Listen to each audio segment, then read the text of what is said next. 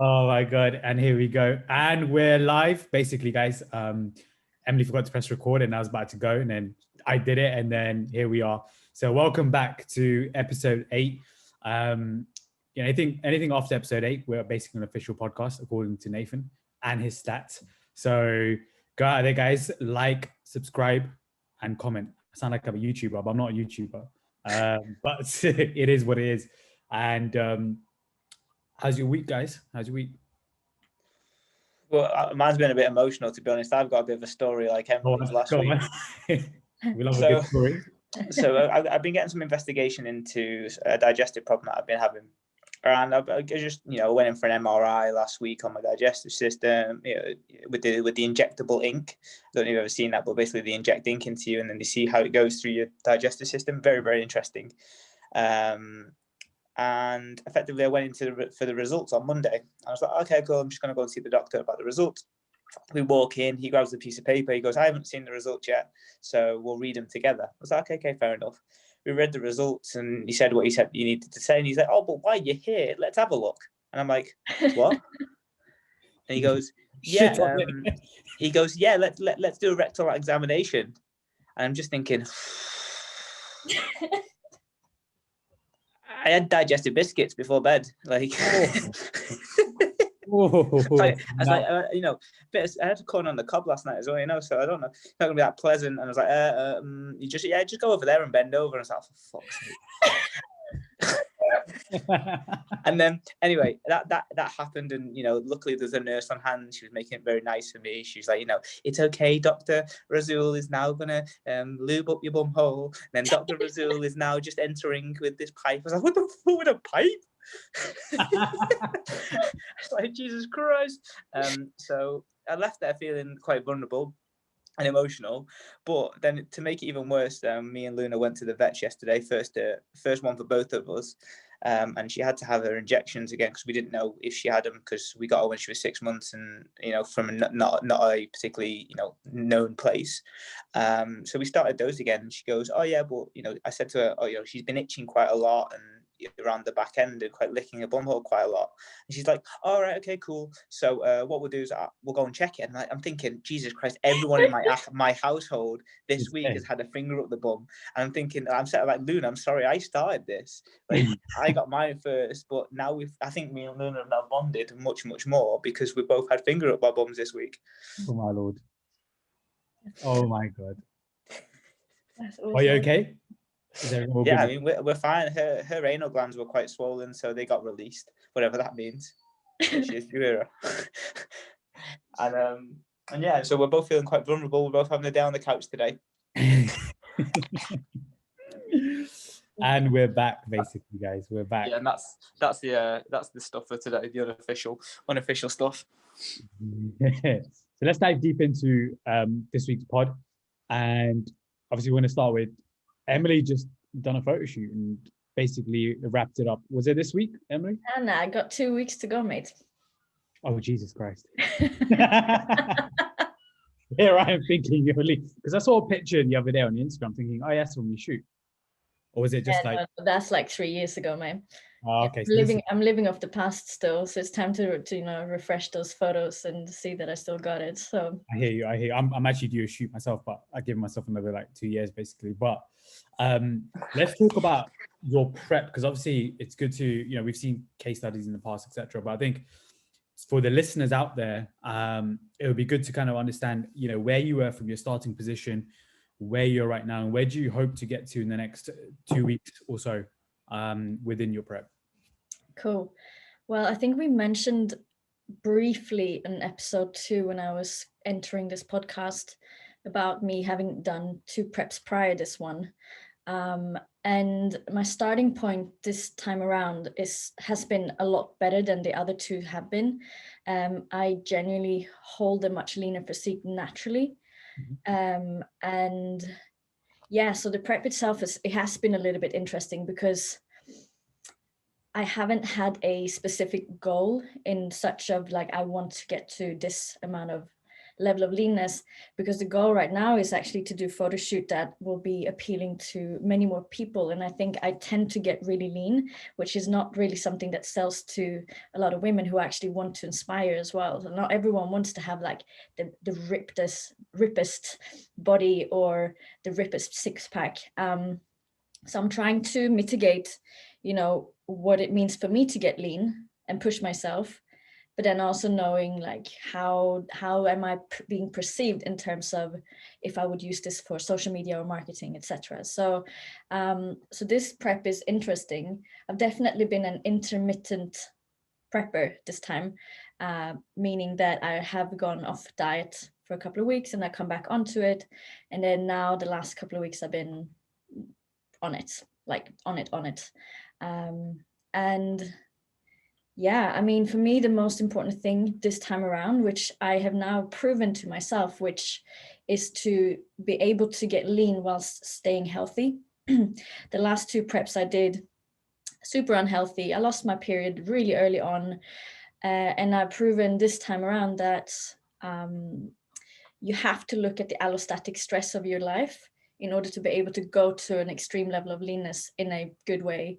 And then potentially also having a longer prep as a woman, because you don't want to be going into some extremes, because there is a risk of you having an adverse effect of your hormonal cycle. And it's just a very sensitive thing that we have as women. The period is just one of those things. It's, for many women it can go if you go too extreme, and for me it does. Doesn't mean it does so for everyone, but once you reach that level of leanness where your body is under more stress and you are not able to mitigate that with everything else, then that is really where it runs into problems. And I feel like this time around I've managed to avoid that, because I'm so aware of the gradients of stress, and I know that if I push my diet, I need to take care of the other stuff such as sleep and stress management and everything else. So yeah, so that's kind of the prep. I got, well, just under 2 weeks left, and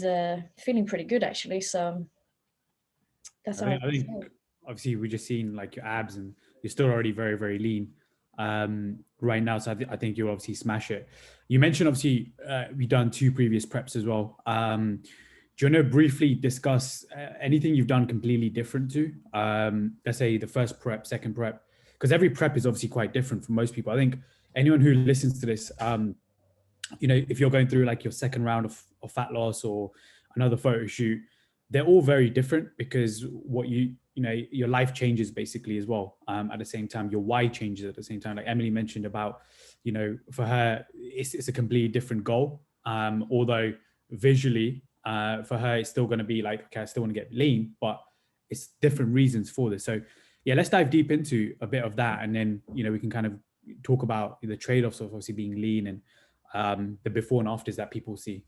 Yeah, so my very first prep was 14 weeks, and I had an okay starting point, but at this point, I really got into strength training properly at the same time, like being more consistent in terms of my programming and following a programming. I had a coach helping me that time, and I mean, he's a great coach, and he taught me a lot about the art of coaching someone through something.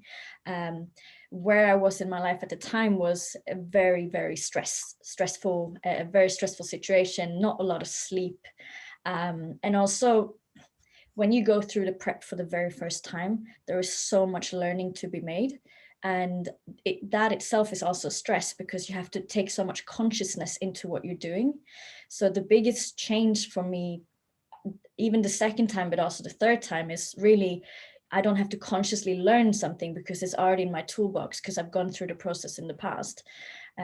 So that is a huge thing in terms of how easy it is for me this time, because I just have all of this knowledge and tools that I know what works for me. I know what doesn't work for me, and so it's easy for me to start to manage things more intuitively as well. Whereas in my first prep, it was very much like do, follow, tick off, and then regardless if I felt shit or not, I would still keep ticking off, because that was the only thing I knew. And also the time of prep at that point was just a lot shorter, than it could have been and needed to be, really. But I had a photo shoot booked in, and you know, once you have a deadline and you booked it and you paid for it, it's kind of like you do what you have to get there.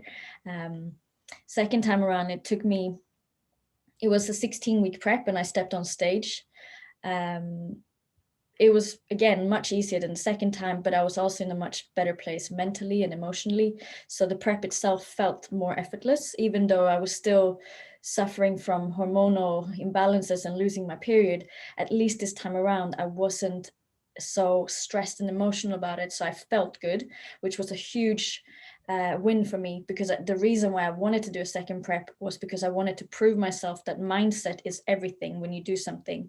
So if you don't have the right mindset going into a challenge, you're going to suffer, because that's just inevitable. So for me, that second prep was more about that reassurance that working on your mind has a huge impact on how well you're going to do in any challenge, right? And after that competition, I decided to have photo shoots booked in 5 weeks after that, because the first prep, I actually rebounded within a week. I literally had an eating disorder. I was not good mentally, and it was really, really tough. So for me, at this point, I was scared of having the rebound. So I booked the photo shoots in later on, knowing that I would just cruise and learn how to maintain my weight. And that happened, and it was really successful. And I never really ever rebounded after that. So I think I've stayed fairly lean. Of course, I've had like more body fat on than my peak, but I've always stayed lean since my second prep. And then coming into this time, I mean, I've had thoughts about doing a photo shoot for most of this year. I was supposed to have it with my friend now in London, but due to COVID, she couldn't come over. And but obviously, again, I paid for it, it's booked, gotta get it done. So for me, this time around has really been, I've known this for many months, but I've been cruising because I've been so lean. So I haven't had the pressure of, oh, I need to start. So it really has been this cruisy kind of prep, where only now the last few weeks I'm dialing it in. I'm more meticulous in my tracking. I prioritize my steps, my training, my recovery, and I'm just ensuring that I just tick all of those boxes, knowing that soon it's over and I can go back to just being a bit more normal. Even though something that we wanted to talk about was the trade-offs, right? What it means to get lean and stay lean. For me this time around, nothing really changes except for me having to be more exact, more precise in what I do. The way that I eat, the way that I prepare myself, it's the same. It really isn't much of a difference.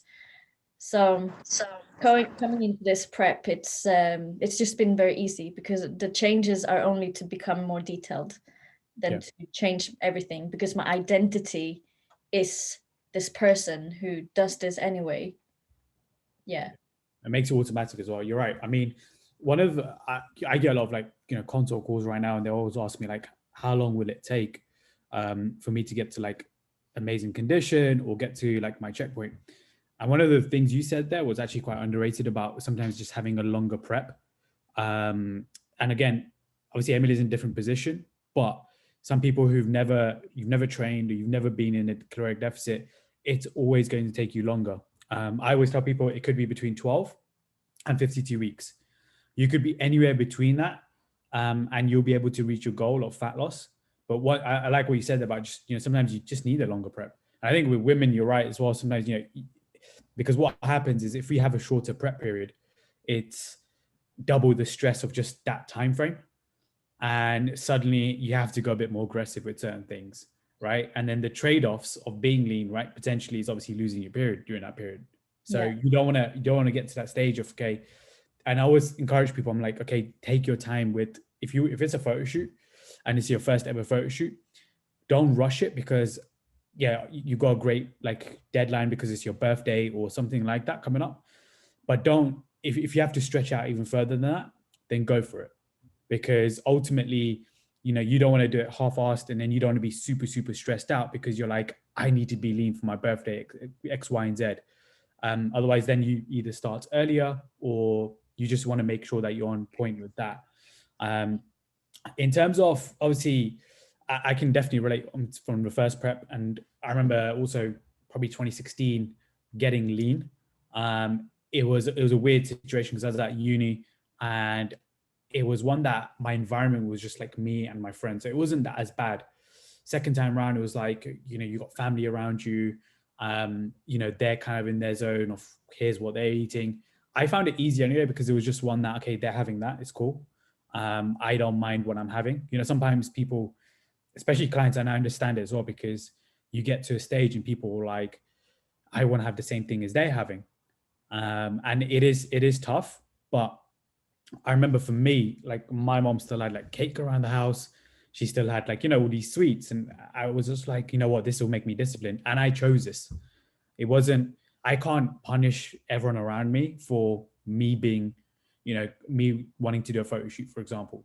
So I definitely do think, yeah, some really good, learnings obviously from your prep. It will be interesting to see obviously your results and what you do after that as well, actually. And where do you kind of want to head towards? Because obviously, like I said, you're in a kind of a state of like maintenance. And you felt you're lean, but obviously body fat just slightly creeped up. But you obviously just enjoyed kind of being in that kind of zone where you're still focusing on performance, focusing on strength, which I think is also important. How has your training been like this prep compared to previous preps? I'm pretty sure they've obviously been impacted. Both yes and no. I would say this time around, my training has definitely been less strict in terms of following a specific program. I always, throughout my training, have indicator lifts, and I pretty much always do the same exercises. Like my trainings, on paper, my training is really boring because I just think that, the more you can do the same things and just see progressions over time, like you are going to get the best results.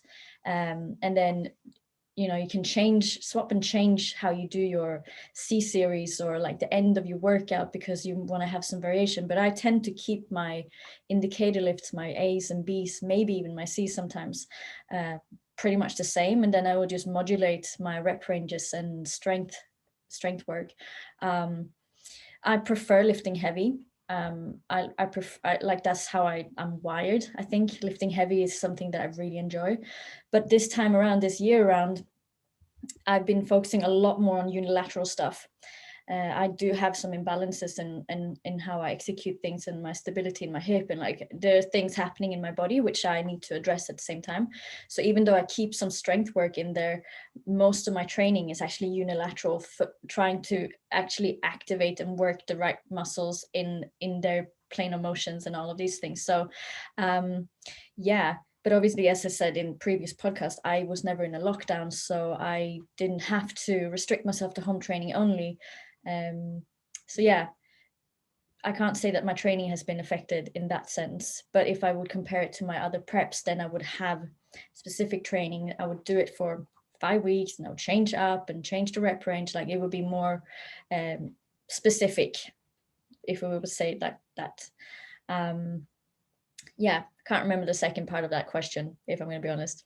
No, I was going to ask Nathan as well. Like, Nate, how was your prep? And obviously you've got lean quite a few times as well. How different have they been like, and compare the first one probably to your latest one? And then we can kind of talk about the trade-offs after that. Yeah, I think from my point of view, they only ever got better. Like, did a post today that was like, I am the shittest client going, and that was definitely typifies what I was when I first ever started to diet. And my first ever prep was like, it was very, very difficult for me to get into that shape that I wanted to. Everything was a struggle. I was dragging my feet for 12 weeks. Everything from the beginning was just very, very difficult. But I think, like Em said, like when you get to a point where there's things that make a prep, or the things that make fat loss really easily are your new identity, things just that's clicking. You don't have to think about them anymore, or you don't have to even, negotiate with yourself to do them. So I think it's more less labor intensive and mentally intensive, less intensive as well. And then from the last one I did, the proper one, like I dieted in Barcelona and got like relatively lean there. But, my proper last time I got really, really lean was a couple of years ago now in Dubai. And it was a combination of trying for about 6 to 8 years every single time to get better and better and better, that it just kind of cooked and worked all in one go. So things get better. You get less draggy of your feet. And I think if you're going to quote anything from like something from Atomic Habits or James Clear recently, he's like, you just get better at losing better, and you don't get better at winning. You get better. You lose less. And I think that's what definitely happened to me in that scenario. So, getting lean was a cost, and it was a sacrifice that I made. And I think one of the largest things that I struggled with at the beginning was I didn't make the decision to do the diet that I did. Like, it was someone else's, another company's decision to put me on a diet, or put the new people that they joined on a diet. So when you're not in control of that decision, you almost feel resentful. And then if you're resentful starting something, you're never going to do it to your full best of your abilities. Whereas the last time I did it was a complete choice. I had a choice of pushing my calories up. I went into a muscle building phase for like 9 months, and then I pulled back and dieted because I wanted to. So that was a really big catalyst as well. Go on the, we've seen, you just mentioned like, you were, I wouldn't say forced is the right word, but you were basically told like you need to get lean. We've seen that with also, clients who, mainly with couples, when another couple joins and essentially one is forcing the other one to kind of say, listen, let's start this together. I think it'll be great. But one doesn't really want it. And we've seen it, I've seen it maybe work for one, but usually it doesn't work. So go on that as well, because I think it's a huge topic that we can actually discuss. Yeah, I mean, it's the same stuff as when people sign up when they've seen the grandparents, and especially in the Asian culture, grandparents will be like, "Oh, you put weight on," and then they'll make a decision to sign up to a diet because they feel like the grandparents have said something, and obviously the grandparents is someone that they hold dear to their mind and their stuff. So it's the same principle as that. If you're doing something because of someone else, you're never ever going to get the same accountability, adherence, buy-in to suffer, because ultimately it's not something that you want. It's something that's forced upon you, or you feel like it's forced upon you. It's just that extreme ownership side of things. But as you mentioned, couples will come on board because it'll make it easier for quote unquote them to do it together. But ultimately you will see in their actions, you'll see within their results, and you'll see within their habits and just the way that they do things, what actually is the goal, and how much they actually do want to sacrifice and push forwards. And you'll find there'll be a bottleneck at some point with the people that actually don't want to do it, and they'll go so far, and once they've gone to that point, and that's where they want to get to, right? And for some people that might not even be getting a change, that might just be going to the gym, or might be just doing 10,000 steps, and the other person in the relationship feels a bit conflicted because the other person's not doing that much in what they were supposed to do, and then you've got someone that's trying to do it 100% because they obviously want to do it, and then it creates that conflict. Yeah, and then it kind of, I wouldn't say separates them, but it does in a way, because you're kind of, you've got that mentality. One person doesn't. It's like, I don't know if I'm going to do this, and that can be quite difficult as well. And we've seen it a lot of times. And I always say to them, okay, what's your like actual why for both of them? Obviously, what if you're signing up, you can't have like the same why. To be honest, like you're individual. One reason why you're signing up, and there's another reason why you're signing up. You can do it. You can do things together, but effectively, there's got to be that burning desire from both parties. It can't just be one and then you're carrying that torch for both, and then you're like, we need to get lean together. And inevitably what happens is that you fall to the level of your system, right? And if the system in the house is eating crisps and chocolate when you're supposed to be having chicken and rice or chicken and vegetables or whatever it is, then you will always feel you'll do what's highest priority, and your family will always be priority over whether you're dieting or not. And therefore, when they do come and say, oh, let's get a Friday takeaway, then you're going to say yes because you want to keep your family happy. You don't want to argue, and you don't want to feel divided within your friendship and community. So therefore, you'll have the takeaway and actually forego the fat loss. And that's what generally happens, unfortunately. And we've seen, and I've seen it as well, where let's say one couple is doing really well and the other one isn't. It stops fat loss completely. It stops like both of them even doing anything. And I've seen it like completely stop, and they're like, okay, I'm done, and we're going to quit because it's impacted like essentially the family. So sometimes, yeah, we've seen it go, one or two ways as well. So it's definitely interesting from that viewpoint. I mean, let's dive deep into essentially the before and after pictures, or the trade-offs, obviously being lean. I'll probably start off with this because it is a big subject. And one of the big things where a lot of people who, let's say, just see the pictures, the before and afters, I don't think most realize the work that you need to put into the after picture. Because I think I get this a lot of times where a transformation has been posted and their mate start like messaging them and their phone goes crazy. That client usually phone goes crazy. And then they're like, can you please tell me what you did? Can you just give me a meal plan? Can you just give me a training program? And I think I'm ready to go. But I don't think they realize the essential blood, sweat, tears that's got into essentially getting to that after picture. It is hard work. And I always tell people, from day one, that if you want to look like a certain person or you want to look like a certain client who's got lean, are you willing to put in the same amount of work to get to that position? Because ultimately, it's not a dream, or it's not like, this is going to take, 6 weeks and that's it, you're lean. It's going to take a lot of, systems, your strategy has to be on point, as well as that, not relying on motivation every single week to get you through it. So yeah, I thought I'd just start off with that because it is something that I'm quite passionate about, especially because a lot of people, as soon as they come into it, they're like, yeah, I want to look like this person, but they don't realize the work someone has put into that. What's your cases of that, Em? Well, I agree with you 100% on this. The biggest thing is people's misconception of what it takes and who they need to be in order to become and get that body, right? Because ultimately a transformation really is a sign of, it's like a statue. It's a status of the hard work. It's a status of all the actions and the choices and the thoughts that you put in over time to get to that point. So I find that is the hardest thing in the beginning, to get people to shift the attitude to what it means. Mm-hmm. It is not just to follow a meal plan for X amount of time that's going to give you the result, but the actual transformation for me, it's that thing of stepping into that person. What does it mean for me to take responsibility? What does it mean for me to follow through? Like, what does it mean for me to do things when I don't feel motivated? Because ultimately, those are the things that, like, it's the difference that makes the difference in long term. And also patience. And again, as you said, like, we have to know the why we do things, because ultimately if you step into this game of body composition and you don't have that why, it's very easy for you to really hire a coach, do exactly what you're told, and then you get to that point and then you haven't really, again, embodied what it meant to do all of these things. So the chances of actually staying there and reaping the actual reward of living the life that way, that is really almost taken away from yourself by yourself, if all you care about is that before and after picture.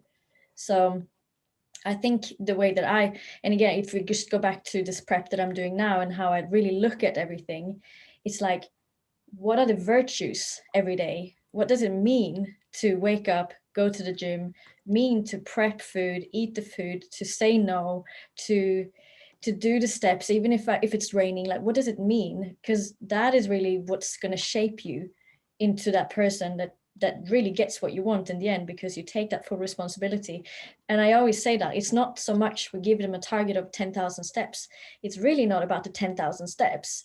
It's about what it means to be the person taking responsibility to get those 10,000 steps in.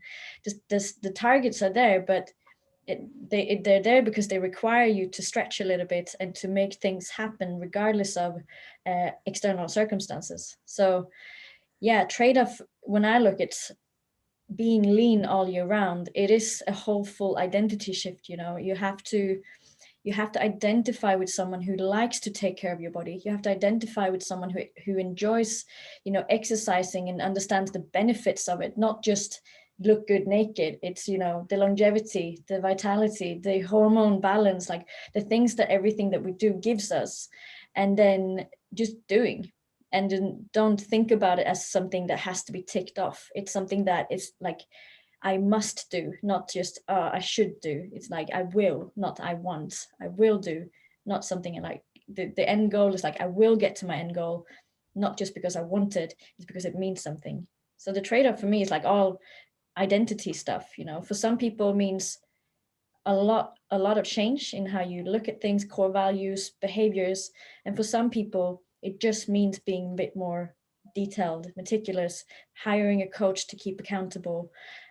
So yeah, trade-offs depends on the person, in my opinion. Depends on how you lived your life up until the point you decide to make that shift, and then what you actually want for the future of yourself. Yeah, that is huge. And from that's obviously a mindset. That's the kind of the mindset behavior side of things. But I also think from a physical perspective, there's a massive trade-off when it comes to what to expect when you are lean. And we have to say no bones about it. If you're losing 15, 20 kilos, or you're just going to a very lean state, it isn't sunshine and rainbows when you get there. And I did a video on my education portal recently that was like, getting in the shape of your life isn't you getting in the leanest shape of your life.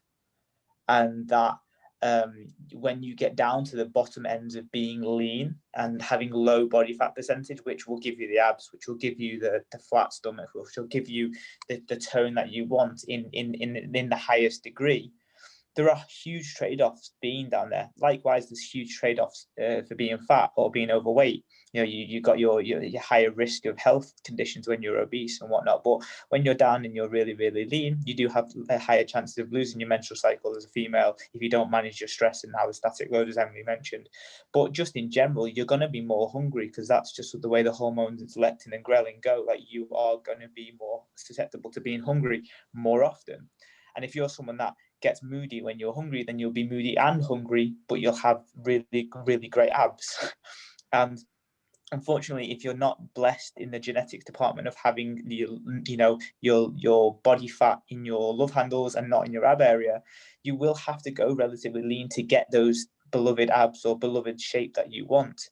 And that means you will be hungry, that you will have to sacrifice energy levels, and you will have to sacrifice the things that will make you happy. Like, food will make you happy, and therefore you will have to sacrifice those things. Now, getting lean is fantastic, and getting in amazing shape is one hell of a way to make a massive change and transform your body, transform your life, or whatever.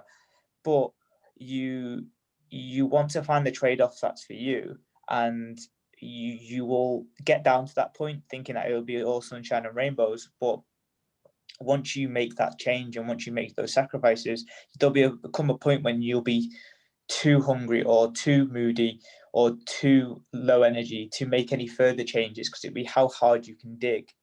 But what I would recommend is those that get there, you get as lean as you can, and you go into, or you get as lean as you want to feel the way that you want to feel. And you have to understand those trade-offs. If you're 45 kilos as a female and that's where you like to be, you're going to be more hungry as a 45 kilo female for a while compared to being a 70, 80 kilo full-fed female. That's just the way the calories will work and hormones will go. And there will be a period of time after you get into shape that you will have to go through a transition period where you still feel hungry, you still feel like you're low of energy, until you correctly reverse diet out of that and hold a body weight range around where you want to be. But I think it's really, really important that everyone knows is that there's trade-offs to how you feel as an obese person if you are, and there's a trade-off to being super, super lean. It's just that the people that are super, super lean are too proud to admit this.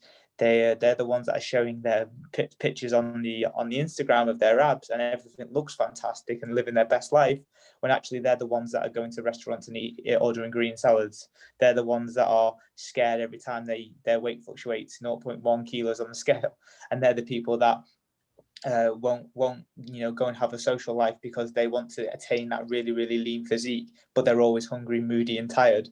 So you really have to just find your trade-off in the mid-ground for what you want as your life, and it's somewhere in the middle, in my opinion. I think important just to mention here is, like, people need to not compare themselves with what they see on the Instagram and social media, because it's never painting the full story, ever. People will never tell you how hard things really are. Yep. And they won't tell you the difficulties they had to overcome to get to where they are. But then we also just want to probably mention that it also depends on the prep that you do. If you're going to go for a more aggressive, faster prep, you're going to have harder time to deal with hunger and everything else that comes with a harder prep. If you do decide to take it a bit more to a moderate, a longer duration time of prep, there will be easier ways to manage your hungers. There will be you won't have as many hormonal disturbances along the way. But that is, again, the trade-off. You have to then be willing to practice patience instead of instant gratification or a quicker gratification, because ultimately you can't have everything. You have to choose, and whatever choice you make is just something that you should be standing up for and actually be okay with. And it's nothing wrong with having a slower prep where you say, okay, I'm willing to take it slower to see that this goes on for as long as it needs to go on for, as long as I feel good during the prep, and that's it. But then if you do have a deadline and you want to make sure that you get to the absolute best physique for a photo shoot or your wedding day or a birthday, whatever it is, a holiday, then that is really where you need to go and make that decision of, okay, how can I manage my expectations of myself, and knowing that there are trade-offs. Yeah, I think you guys summed up really well. From an identity standpoint, I 100% agree with that, because ultimately the day you decide to get lean is the day you're going to be changing your identity, but no one talks about that. Because it's just, I want to get lean and that's pretty much it, right? How many people do that for holidays and then they reverse back 6 weeks later because they've gone for all-inclusive holiday, and suddenly they're 10 kilos heavier when they come back and they're back to square one. So the identity, like, I think anyone who's listening to this, the biggest takeaway you can have is remember that your identity is going to be changing the day you decide to kind of either pay a coach and say, I want you to transform my life and change my life, basically. That's the day you actually said to yourself, I'm changing my identity. Your identity doesn't always, don't get me wrong, you're still going to have the old identity kind of always creeping in, but you've got to put in the daily action in order to essentially have that new identity. And I think from a physical viewpoint as well, like, people are going to lose muscle mass as well. Like, I think one of the biggest things I'll say to you is that most people think they're going to get absolutely jacked. So they think before and afters, the pictures will be, I'm actually 10 kilos heavier. It's never the case. I'm actually 10 kilos lighter. So just remember that anyone who's looking at it and think this person's 80 kilo and shredded, they're most likely 60 kilos and shredded. So always remember that is the trade-off. And if you want to go to that level, fine, perfect. But is knowing what you'll be entering, I think is the real key here going forward. And I think, the industry does need to, I think the industry's got a lot better with transparency. But also with social media, there's going to be an element of filters, and people are going to start lying about certain things, right? Whether I'm natty or not. That's one of the most popular series any YouTuber does is natty or not. And even it gets me kind of going. Like the other day, Josh Bridgman did like a natty or not with like certain YouTubers. And I was like, it's not even a clickbait. I just literally clicked on it because I'm like, I need to watch this because it'll be great. But it's just, that's where the fitness industry is at right now. I think back in the day, it's definitely improved in my opinion. A lot of us are very together now, and we all understand the trade-offs, and we all understand, being lean is great, but there's also, this is what typically happens hormonally, physically. If your goal is always, looking jacked and having muscle mass, the perception is completely different. And you've just got to accept those perceptions if you want to go forward as well. Yeah. I mean, at the end of the day, everything is okay. Any goal is okay as long as you're willing to take the trade-offs for it. There's nothing wrong with wanting to be shredded all year round, but there are trade-offs. There are trade-offs to your health. There are trade-offs to your lifestyle. And there's nothing wrong with being just lean, because that means there are just less trade-offs, or, you have a bit more balance. And there's really nothing wrong with any of it. It's just a matter of being fully okay with where you are and what you get. It's like entrepreneurs. Like I was listening to Eddie Hearn on a podcast, who's a boxing promoter, and he talked about basically like having to work super, super hard, but he's really proud about it. Like most people will be like, you're missing out family time, all that kind of stuff. But he was like really happy about it because he was creating a legacy for himself. It's the same thing for you. Anyone who's listening now, it's like, if your goal is still to get absolutely shredded because you've never got there before, then great, but you've got to own it. It's probably my advice for you. Own it, because then if someone says to you, oh my God, you look like this, you just got to own that. Otherwise, if you don't have a thick skin, it will impact you. And then you're going to be like, damn, I don't want to do this anymore. And it's very short-lived. I mean, my very first prep, I remember coming home and they were like, you look sick, you're unwell, you got anorexia, you got all of this. I'm like, no, I'm good. But it's hard because people will also put their insecurities and their opinions upon you. And if you are not able to take that and just say, cool, I can hear you, but I don't have to react to that. I can still see that I have a goal and I know what I need to do in order to get there, regardless if I have the other people's approval, then I'm okay with it. But it is one of the hardest thing is that social pressure, right? The thing of living up to something, and then also having that identity beforehand, being the one who always says yes to drinking, and then all of a sudden you will have to be the one ordering a Diet Coke instead. You can still be part of the group, but all of a sudden you're not the one who drinks all the time. There will be some resistance in that group initially. The most of the time there are, but I think the more you can just stand by yourself and why you do the things you do, it will be a lot easier for you. And eventually people come around and be like, okay, cool, you're just the one who doesn't drink anymore. And that's okay. So that's the identity, what we talked about, right? It's like you're choosing to be this person. It's like I get that all the time now. If I don't drink, people know, oh yeah, you're on fitness, you don't drink, right? And to me it's fine, obviously, but I'll have a drink, but it's not like I don't want to have a beer and stuff. Like I've got my rules going forward with like drinking, and I know what I'm going to be. And I think I always owned it from a young age. So it's allowed me to kind of just boss it effectively. But anyone who's starting their own journey, it is going to be tough in the very beginning, but it's the more you kind of say, not no, but you kind of have your own choices. If it was a beer previously, and now you're going for G&T and people are like, oh my God, what happened to you? You used to have a beer before. It's like, I'm doing this and this is who I want to be now. And I'm going to be choosing G&T instead. Yeah. 100%. Yeah. So that's pretty much it for us today. Nathan, any final words? No, I'm just trying to sort out the dog just weed on the floor. So Classic. I literally spent half of this podcast running around outside because she needed a wee, then come inside, then she weed inside, and then got into bed, and then she peed on the floor again. Then now she wants to play. So I've got my work cut out here. Good luck, my friend. Good luck. We'll be back next week, episode 9. Any topics, as I mentioned, feel free to send us a message. Also follow us on Instagram as well. But apart from that, take care and have a really, really good day.